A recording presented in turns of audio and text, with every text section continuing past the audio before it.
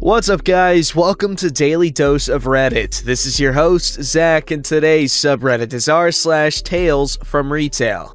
Alright, this story's called When Everything Breaks and Customers Act Like It's Somehow Your Fault and a Personal Insult to Them. So this happened Friday afternoon, starting about 2:30 p.m. and ending around 4:30, which isn't a super long time to have issues, but it still wasn't great. I work at a hardware store as a cashier, and on Friday I was by myself on the lumber end of the store at what are called the Pro registers due to being located next to the Pro desk and being frequented by contractors, aka the pros. About 2:30, I noticed that there was some significant slowing down of the register processing card transactions. We've recently gotten new, in quotes, because everything my store gets is refurbished and or hand-me-downs from other stores who were lucky enough to get brand new equipment. Pin pads, which while still buggy, were significantly more usable than the old ones, which had a bad tendency to only work perfectly for maybe 25% of the transactions. One of the big improvements, other than being fairly certain that no, it really is the customer's chip being broken and not a 50-50 toss-up of the pin pad just not working to read chips again, was that they're significantly faster at processing transactions. Also, when searching for items on the online cashier book, system that's supposed to list items from the store and have a function to search things from if they don't have a barcode, but has the worst search functionality I have ever seen, aka the OCB, was running even slower than usual and giving me more connection errors than typical. Then, the lone Pro desk worker started having issues with his phone. In the middle of a call with a customer, the line started breaking up, so he tried to move the call to the other phone at the desk, only for the phone to decide to reboot itself the second he lifted the receiver from the cradle. All else failing, he ended up calling the guy back on his personal phone and kept dealing with weird issues with the phones for another 30 minutes. At 3, I get sent on my break and notice that the store Wi-Fi has gone from slow but mostly functional to completely unusable, and now people are having issues with the time clock, saying it's not connected to the network when they try to clock in or out. Well, this is going steadily downhill. Get back from break and continue checking out the sparse customers. Now, customers who try to pay with card are getting declined. First guy ran his card a second time and it went through, but the next couple of people to try couldn't get it to work at all, so I sent them to self-checkout in the hopes it was just my register having weird issues. Next thing I do is try to call my head cashier to see if they're having issues on his end of the store. Oh, would you look at that? The phones are now completely down and nobody can contact each other anywhere in the store. And now a customer is trying to call the non-functional phones, which rerouted the call to the overhead PA system, and it's endlessly ringing. Yay. So, as I'm sending customers down to the other end of the store saying my register isn't working, I'm trying to get a hold of anybody to see if they can tell me what's going on. So I text my supervisor's personal phone, hoping he sees it quickly. Again, no luck, and it takes 15 plus minutes and several more customers before I finally hear back from somebody over the walkie-talkies we use for our lot loaders, and they inform me that yeah, all phones are down, which took down the internet, or the other way around possibly. All I know is one going down took out the other, which then took out our ability to process card transactions. They're now trying to inform an assistant manager, again no in-store phones are working so can't call him directly, and nobody is sure where he was at first, to see if he could figure out what was going on. So then I get the joy of informing customers coming in that our system can't currently take cards, which means cash only, and we can't currently look up, process, or release any online orders, and we can't get a hold of anybody that isn't within shouting distance. Luckily, we're not very busy, at least on my end of the store, but the first customer I get who came in before we started having the issues seems to take it personally that something went wrong with our system and that I can't take his debit card as payment. I apologize, but he just goes on a rant about how he needs all of this right now and we should know when our system will be back up. Yeah, sure, I've totally got clairvoyance. And how is it possible that it went down and blah blah blah? Can't he leave this on hold with us and we call him back when the system comes up? Nope. Sorry, we only do will calls for items that have been paid for. We don't hold unpaid items because they take up space we don't have. And anyway, I highly doubt the will call system is even currently functional at the moment, since nothing else is currently working. By the time this guy is done ranting at me, he decides to add more items to his order, which is already well over the couple hundred in cash he had on him, and then informs me that we're gonna become friends because he's gonna stand there in front of me until the system comes back up. 4:30 hits and it's time for my lunch, and another cashier comes down saying that they've had luck running debit cards as credits and to try that, which I suggest to my customer to get him out of my face. He completely ignores my instructions to run it as credit and puts in his PIN, but by some miracle, the transaction went through. I get a hold of Lumber to get the guy the rest of his stuff, listen to him complain about a couple more things, then make my escape to get lunch. By about 5, everything got fixed again, and we didn't have to continue to listen to customers whine about a technical issue we had no control over. But it was a long 2.5 hours of dealing with weird slowdowns and then a complete system crash. Later heard from another coworker who came in after everything was over that it was possibly a widespread issue since he stopped at another store before he came in, and they said they were also having internet problems. Also, another cashier said a customer said they lived in a nearby neighborhood where everyone also lost internet, so who knows? But you gotta love the customers who think we personally made our system crash just to cause them issues. Because we definitely love hearing them whine and complain about it, and the company definitely wants to lose money intentionally just to cause some grief. Yeah, sounds about right. That's how I operate when I work anywhere. I cause as many inconveniences as possible just so they never come back again.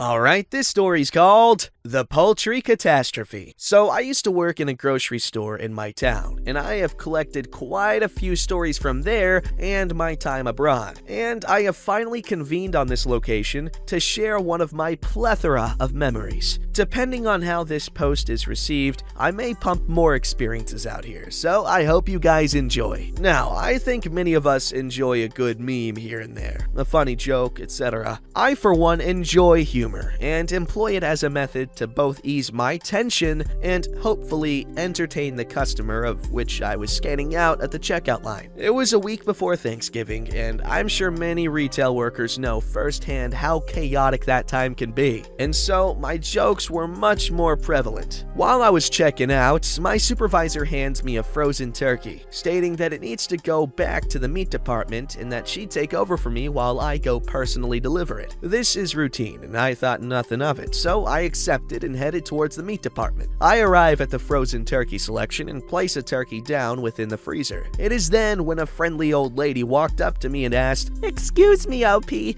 do these turkeys get any bigger?" Remembering a certain meme I had found, I chuckle and say, "No ma'am, they're dead." She laughs wholeheartedly along with me, and I tell her I'll check with the meat department since I'm only a cashier and they'd have a larger turkey for her. She thanks me and I meet with the meat manager.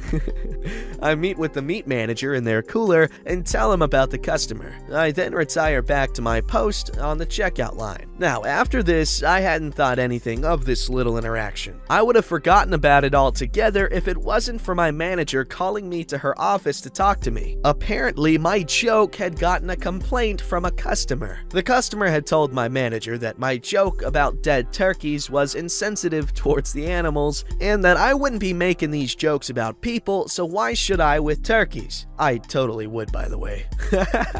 We both agree that it was kinda stupid and that I shouldn't have done it, but she did find the joke funny, so I think I got off easy with that one. No, you got off a little hard in my opinion. They shouldn't have even had a problem with it at all. The manager, that is. The customer, I couldn't give less of a crap. Now, a few hours have gone by, and I'm in the self-checkout when a lady approaches me. At first, she didn't look out of the ordinary from her leather purse, fur coat, and overall Karen-esque appearance, and I met with her with my usual cheerfulness. "Hello, my name is OP. How may I help you?" I asked. The lady reveals herself as the filer of the complaint, stating that I should have been fired for what I said. I accidentally let out a little chuckle and say, "So it was you." Everything had made sense to me at that point. This lady had overheard my joke with the older lady and had taken offense to it. She begins to berate me, saying that if someone were to joke about my death, I wouldn't take kindly to it. I politely retort, "Ma'am, I wouldn't mind because I'd be dead." And she starts fuming. I know I was stirring a hornet's nest, but man, was I having fun. However, even Nostradamus couldn't predict what this lady was about to do. With a smug confidence, she got in my face and said, "Would you kill me if I was a turkey?" She then starts doing chicken motions and making chicken noises at me. Oh no, she's having a mental break, and I couldn't help myself. I start laughing, and oh man, it was not a gentle laugh either. My sides began to hurt, but I couldn't help myself. This Karen just looked so stupid. From the other self-checkout kiosks, I could see customers stifling giggles and pointing towards the chicken Karen. I will call her Choca Karen because I play way too much Final Fantasy and chocobos are like chickens. Choca Karen, now finished with her poultry outburst, repeated her question. "If I was a turkey, would you kill me?" While I was enjoying this tirade, all good things must come to an end, so I begrudgingly told her, "Ma'am, I'm gonna have to ask you to leave. You're causing a disturbance for the other customers." What I should have expected was her following wrath, but alas, I did not. How could a woman who had an outburst like that remain calm after being told to leave? Me from the past wasn't that smart. She demanded that I answer her question, and I responded, "No, I wouldn't kill you, but I would call security if you do that again." We did not actually have store security, but it was a little tactic I would use to intimidate people being rowdy. Fortunately, Choca Karen seemed to be deterred, and as she walked towards the door, she began to yell the standard spiel like, "I won't ever shop here again until you get fired," and even called me an animal hater. I have 2 dogs and generally spend more time with people's pets than the person themselves, so that's a lie. I won't forget her last words though. As she walked out the door, she yelled, "Your soul will burn unless you repent, you animal killer." Now, as my tale comes to a close, I can't help but explain the aftermath. A few employees had heard the incident and told a few more employees, and through word of mouth, within the hour, everyone in the store had known of my encounter with Choca Karen. I would never see Choca Karen again, so she was true to her word. But I would earn a title of Turkey Bastard, which I wore proudly until I finally left that position a couple of years later. Now, as I sit here several years later, recalling the events of this story, which I am sure I may have forgotten a few details, I can't help but ask the question, why was someone like Choca Karen in the meat department anyway? Yeah, and why was she calling him an animal hater or whatever, and she's wearing a fur coat and a leather purse? Like, come on. We got a little bit of a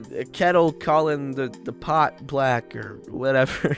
I don't know the goddamn idiom. I'm an idiot when it comes to idioms. In fact, I mostly do malaphors, which are like combining 2 idioms together, like, "Oh, I'll burn that bridge when I get to it," which I think I got from Uncharted, and I like that one. That's one of my favorites, dudes.